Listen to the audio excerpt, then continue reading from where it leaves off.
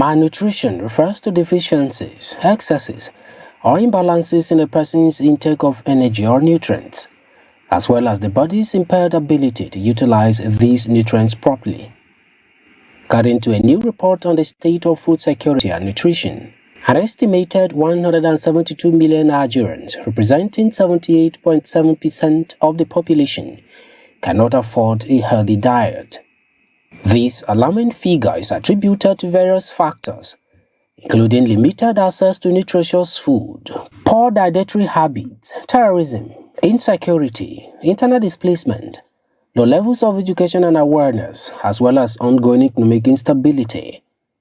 Additionally, the recent surge in food prices due to inflation has placed even greater pressure on already vulnerable households, making nutritious meals increasingly unaffordable for many families.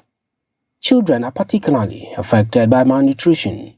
The consequences include preventable deaths, stunted physical and cognitive development, weakened immune systems, and increased vulnerability to diseases.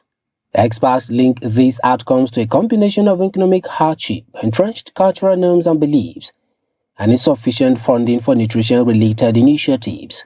Although the government is making efforts to combat malnutrition, experts argue that these measures are still far from adequate. The insecurity and displacement is number one.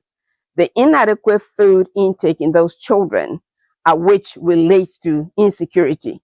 Insecurity, there are less farmers on the farms farming, and there is reduced food production, and with reduced food production, some of the food is being sold. So what is being consumed in the households is less. And unfortunately, when there's less food, the children get to be fed less.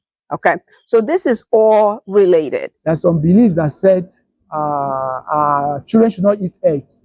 Pregnant women should not eat this kind of animals and all of that. It affects nutrition negatively. And then myths and misconception. There are beliefs, erroneous beliefs and misconception about the diet we take, leading to poor intake of nutritious diet. We understand that the issue of malnutrition is all about behavioral attitudinal behavior. So when we affect the behavior of the people, change it positively, it will also change their behavior towards nutrition and nutritious food. Experts emphasize that long-term solutions must be adopted to address the root causes of malnutrition. A solution is to do what the rest of the world is doing, to ensure that we have adequate, high biological value protein for the children to grow. Because the protein that we find in crops, it's not the high biological value, it's inadequate. It does not help the children to grow the way they're supposed to grow. Presently, as we have it now, most of our activities are donor-driven, which is not the best. We want the government to be on the driver's seat and not partners. The government has to, like I said, increase investment into nutrition.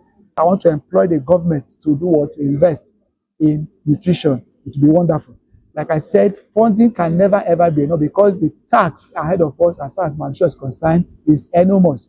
That means that much funds should be allocated for nutrition. They are calling for increased emergency funding for food, effective diagnosis and treatment of malnourished children, and widespread education and awareness programs for parents and caregivers.